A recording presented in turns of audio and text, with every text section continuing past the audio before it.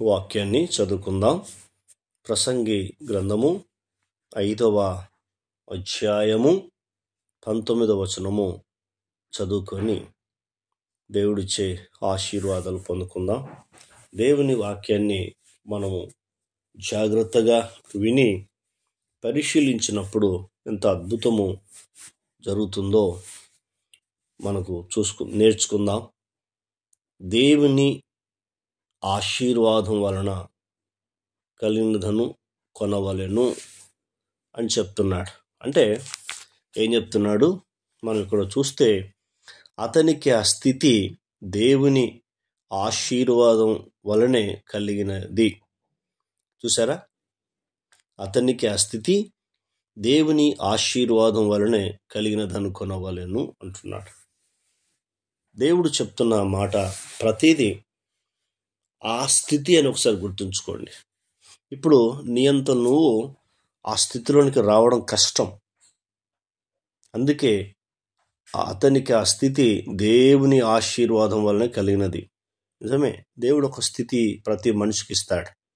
కాబట్టి ఏంటి ఆ స్థితి అంటే ధనధాన్యము సమృద్ధి అని చెప్పాడు. కాబట్టి ఇది ఇచ్చిన తర్వాత ఏం చెప్తున్నాడు? ఆశీర్వాదము అని చెప్తున్నాడు. దేవుడిచ్చే ఆశీర్వాదం. తర్వాత 20వ వచనం కూడా చదువుకుందాం. అదే అధ్యాయము 20వ వచనం కూడా ఏం చెప్తున్నాడో చూద్దాం. అట్టివానికి దేవుడు హృదయానందము దయచేసి. చూసారా? అట్టివాడికి దేవుడు ఏం చేస్తున్నాడంటే హృదయానందం అంటే ఆత్మలో ఆనందం. శరీరానికి ఆనందం ఉంది, అలాగే ఆత్మకు కూడా ఆనందం ఉంది చెప్తున్నాడు.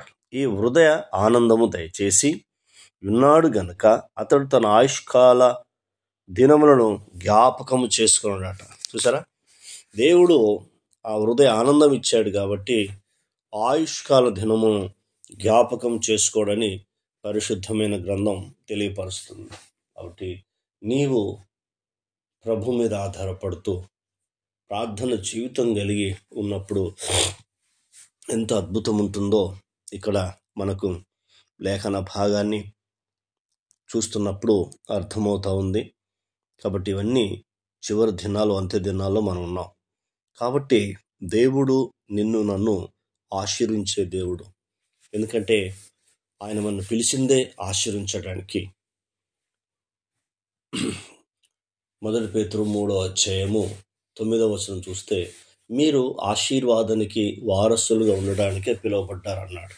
దేవుడు మనం పిలిచిన ఆ పర్పస్ ఏంటంటే నీవు నేను ఆశీర్వాదము పొందుకోవాలని పిలిచాడు. అబ్రహాము కూడా అదే పిలిచాడు. దేవుడు పిలిచిన పర్పస్ కూడా అదే. నిన్ను గొప్ప జనం చేస్తాను, నిన్ను నేను ఆశీర్వదిస్తానయ్యా అని వాగ్దానం ఇచ్చాడు. నిజమే, దేవుడిచ్చే వాగ్దానము ఎంత అమూల్యమైంది అది మనకు తెలియాలి. అందుకే ఆయన సన్నిధిలో కూర్చొని ప్రార్థించాలి. దేవుని సన్నిధిలో కూర్చొని ప్రార్థించినప్పుడు దేవుడు నీ స్థితిని మారుస్తాడు, నీ పరిస్థితులన్నిటినీ తారుమారు చేస్తాడు. కాబట్టి అంత గొప్ప దేవుని కలిగిన మనం ఒక్కసారి మనను మనం పరీక్షించుకుందాం, మనను మనం ఆలోచించుకుందాం అని దేవుడు నీతో మాట్లాడుతున్నాడు. ఈ వాగ్దానం ఎత్తిపట్టి నువ్వు ప్రార్థన చేయడం ప్రారంభిస్తే నీ జీవితంలో అద్భుతం చూస్తావు, ఆశ్చర్య కార్యాలు చూస్తావు.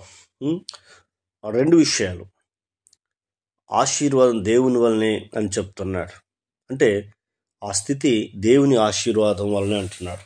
మరి రెండవది, దేవుడు తన హృదయ ఆనందము దయచేసి ఉన్నాడు. అంటే అతనికి హృదయ ఆనందం దేవుడు దయచేశాడు. మరి తీర్మానం చేసుకుందాం. ప్రార్థన. కన్న తండ్రి, నీకు స్తోత్రాలు. విన్న మాటలు బట్టి మీకు వందనాలు. ఈ మాటలు దుష్టుడు ఎత్తుకుపోకుండా సహాయం చేయవలసిందిగా అడుగుచు కృతజ్ఞతలు, స్తోత్రములు, వందనములు చెల్లిస్తున్నాం తండ్రి. ఆత్మదేవ, ఆత్మ కార్యములు చేసే మా తండ్రి నీకు స్తోత్రాలు. నీవు ఇచ్చే ఆశీర్వాదాన్ని బట్టి నీకు వందనాలు. మీరు అందుకే మమ్మల్ని పిలిచారయ్యా, ఆశీర్వాదం ఇవ్వడానికి మమ్మల్ని పిలిచారు. మీ ఆశీర్వాదము మేము ఎలా పొందుకోవాలి?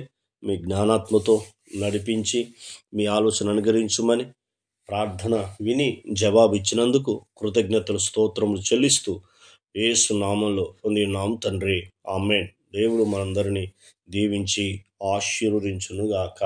ఆమెన్. ఆమెన్. ఆమెన్.